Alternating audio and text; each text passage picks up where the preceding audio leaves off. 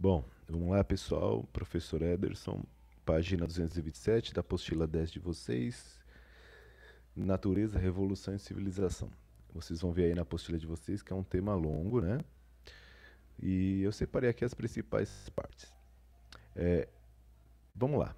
Deixa já grifado aqui. Ao longo da história da filosofia, não foram poucos os pensadores que avaliaram a condição humana natural, contrastando com outros seres viventes do planeta. Nesse sentido, haveria uma natureza exterior ao homem e outra inerente ao seu ser. Essa dissociação é o fundamento de concepções que colocaram a humanidade ou as sociedades humanas naquilo que se denominou civilização, por oposição ao que seria o inculto, o incivilizado ou o selvagem. Nesse primeiro parágrafo aqui, nós já percebemos que nós vamos andar pela história da filosofia, né? Vamos ver alguns pontos importantes aí que fizeram o homem se tornar e fazer parte de algo chamado de civilização.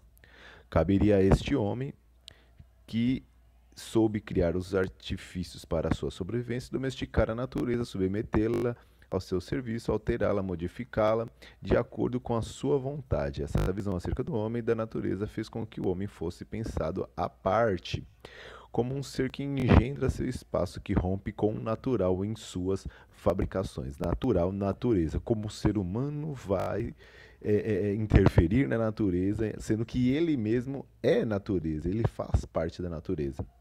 Mas aí nós vamos perceber que ele deixa de ser natural. Continuando aqui, nesse sentido, por exemplo, podemos encontrar a expressão revolução neolítica para o processo de domesticação de animais, pecuária e de plantas agricultura, empreendido pelo homem. O termo revolução, por esse caminho, está intimamente vinculado à ideia de uma ruptura, uma condição de uma alteração significativa da vida. Então nós já vamos ver essa modificação que o homem faz na natureza lá na pré-história, na segunda parte, né, no caso da Revolução Neolítica, que é quando o homem se torna sedentário e começa a intervir na natureza. Mais adiante nós vamos entrar lá na filosofia grega, né, lá na Grécia Antiga, onde surgiam os primeiros filósofos, aonde nós temos os dois termos zoon logikon, né, e o zoon politikon, animal lógico, animal político. Isso que vai fazer com que o ser humano viva em uma cidade. Que cidade? As polis gregas. Tá? Não era qualquer um que poderia fazer parte daquelas polis. Tinha que ser um grego que tivesse todos os ensinamentos para se tornar um animal lógico e um animal político. Tá? Isso faz com que o ser humano se torne diferente dos outros animais. E o filósofo que a apostila vai trazer para nós aqui em destaque é Aristóteles. Vamos ver o termo que ele deixa aqui para nós. Observamos que toda cidade é uma forma de comunidade e que toda comunidade é constituída em vista de algum bem, e que em todas as suas ações todos os homens visam o que pensam ser o bem. E então manifesto que, na medida em que todas as comunidades visam algum bem, a comunidade mais elevada de todas e que engloba todas as outras visará o maior de todos os bens. Esta comunidade é chamada cidade, aquela que toma a forma de uma comunidade de cidadãos. Gente, Aristóteles ele defendia o quê? Ele acreditava que o ser humano é um animal político. Que se o ser humano não vivesse em comunidade, se ele não vivesse junto com outros seres humanos, ou ele era um deus ou ele era uma fera. Tá? Então, para ele viver em sociedade, viver em uma comunidade que ele vai chamar de cidade, no caso as polis gregas, é o essencial para a sobrevivência humana. Mais adiante nós vemos aí na apostila de vocês uma imagem lindíssima, né, de Hong Kong, tá? E mostra a interferência do homem, né, a transformação que o homem faz na natureza. Percebam que como a racionalidade humana, ela transforma o espaço, tá? Natural para o seu bem querer, ok? Então, nós podemos observar aí na apostila de vocês, hoje eu deixei grifado aqui também, tá? Isso que eu comentei. Esse trecho aqui é extremamente importante para entender o pensamento de Aristóteles. Vamos lá. Nesse sentido, a vida ética e a vida política seriam a arte de viver de acordo com a razão, ou seja, raciocínio, o ser humano usar sua capacidade de pensar. A felicidade eudaimônia seria encontrada na capacidade coletiva e individual do homem de ser senhor de si pela racionalidade, conseguindo o que se denominava autarquia, independência. Ou seja, o ser humano se tornaria um ser independente, certo? Através da sua razão, tá? Ser independente.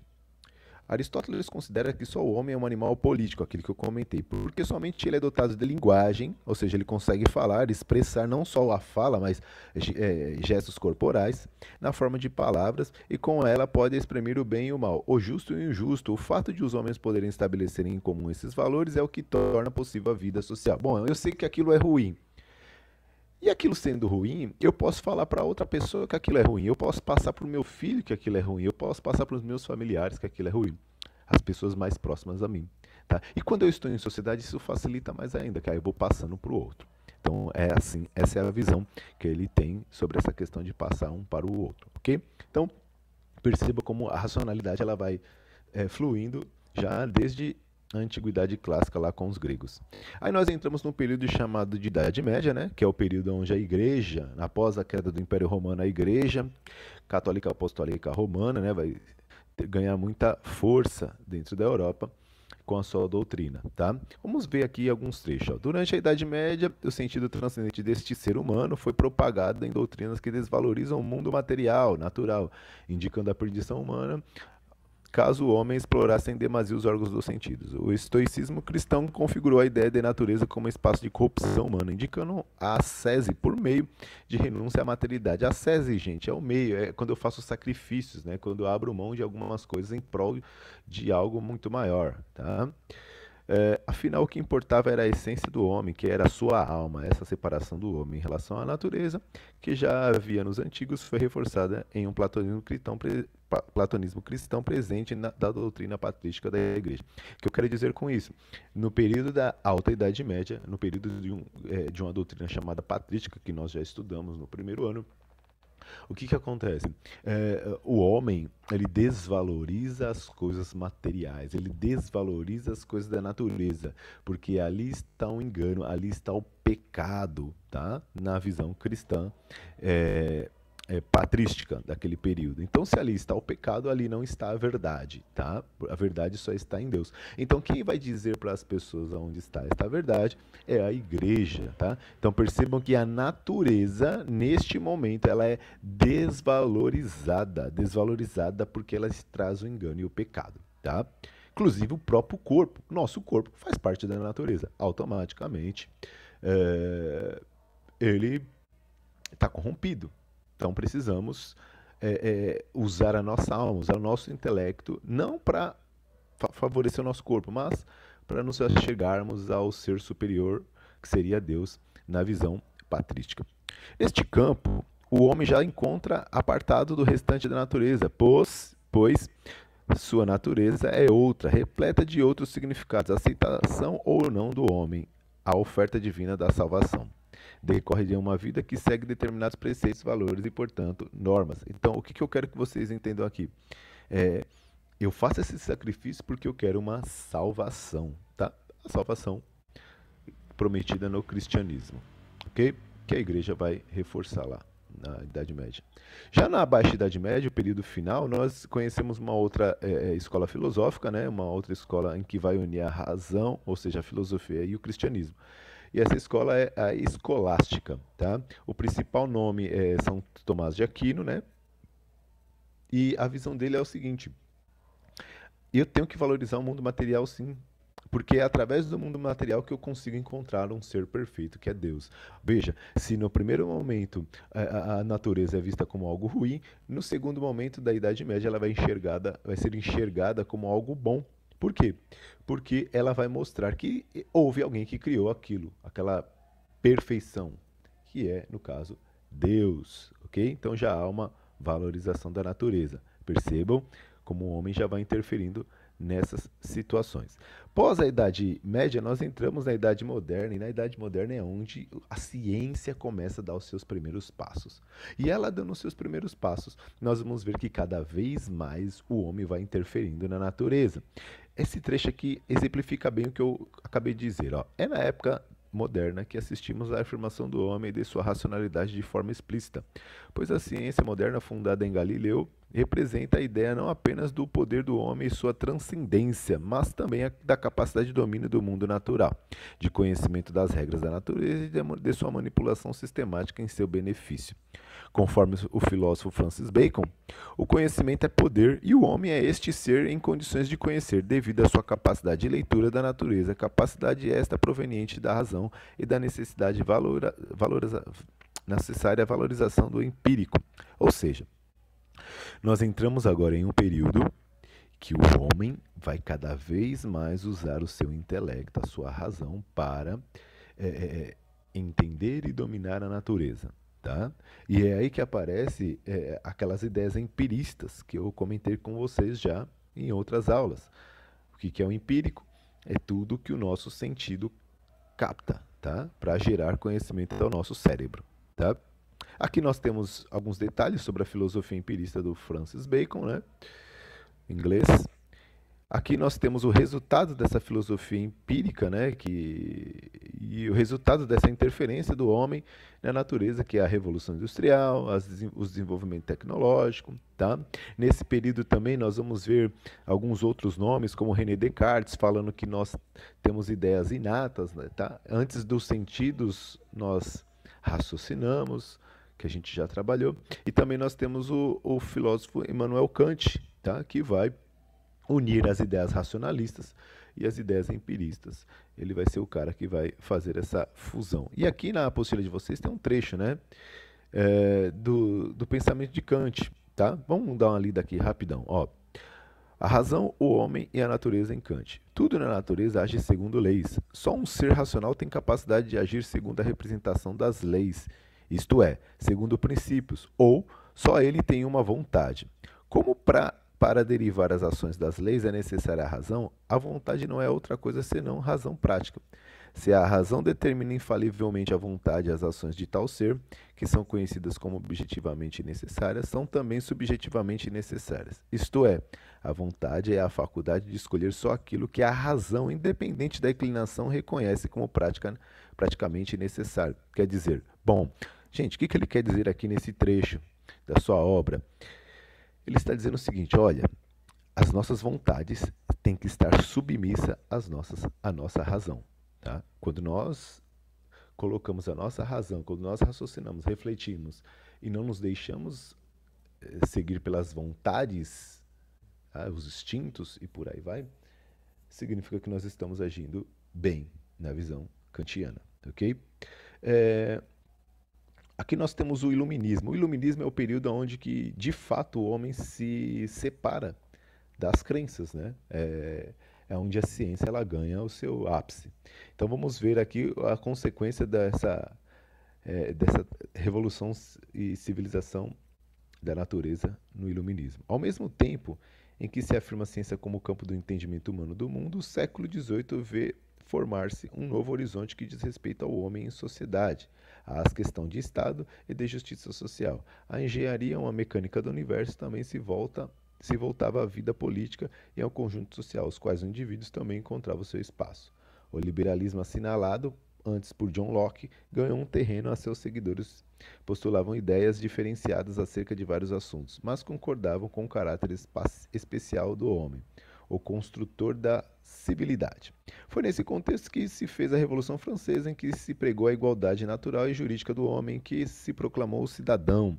Revolução, natureza e civilização se encontravam de forma inusitada, tendo como protagonista o próprio homem. Gente, o iluminismo ele vai ser o período onde que vai dar base para o ser humano criar ciências, e essas ciências vão interferir na vida e em sociedade também.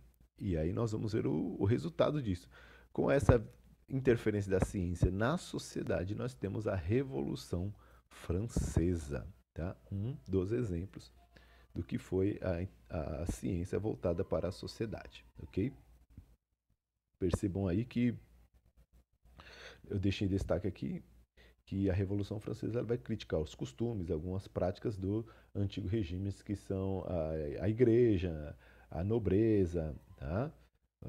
Todos esses costumes que eles praticavam antes, no século XV e XVI. Bom, Dentro do período iluminista vai surgir também um filósofo chamado Hegel. Hegel ele acreditava que o nosso espírito, né, que é a nossa razão, ela vai evoluindo de acordo com as necessidades, de acordo com o que a natureza propõe para nós, né? O ser humano ele vai dizer, ele vai usar o seu termo de dialética, né? E essa dialética é o quê? É o homem e a natureza. Um vai querer sobrepor ao outro. E no caso, o homem vai sempre se contrapor à natureza, criando um mecanismo para não depender dela, para não ficar dependente dela. E nesse processo, o homem vai evoluindo. E essa evolução Hegel vai dar o nome de espírito absoluto, é o espírito do ser humano que vai evoluindo. Consequentemente, ele vai desenvolvendo coisas materiais para si. Só que o que Hegel aponta aqui não é as coisas materiais, mas o intelecto, a razão humana, o espírito evoluindo, que consequentemente vai gerar bens materiais. Então perceba que o foco do Hegel é a evolução do espírito do ser humano, que ele vai chamar de espírito absoluto. Tá? Esse espírito absoluto, esse idealismo, ou seja, o que evolui é a ideia. Tá? Percebam isso na filosofia do Hegel. Eu deixei grifado aqui para vocês darem uma lida aí. Qualquer dúvida nós tiramos nas aulas de conferência. Ok? Bom, já no tópico F, né, o Homem, Natureza, Civilização e a Revolução, uma leitura materialista, nós já falamos desse autor várias e várias vezes, né? O Karl Marx ele vai pegar as ideias do Hegel e vai contrapor a ela, né? O Karl Marx ele fazia parte da esquerda hegeliana, né? E ele vai dizer o seguinte, olha, essa filosofia do Hegel tem pés de barros, porque o que evolui não é o espírito, é as condições materiais. Tudo depende das condições materiais. Então o Hegel ele olhava a evolução do homem no seu intelecto, nas suas ideias. Já o Marx, não. Ele vai olhar a evolução do homem em questão material. É aí que ele vai dizer que a história da humanidade é a luta de classes. O que seria essa luta de classes? Aqueles que têm os meios de produzir as produções e aqueles que não têm.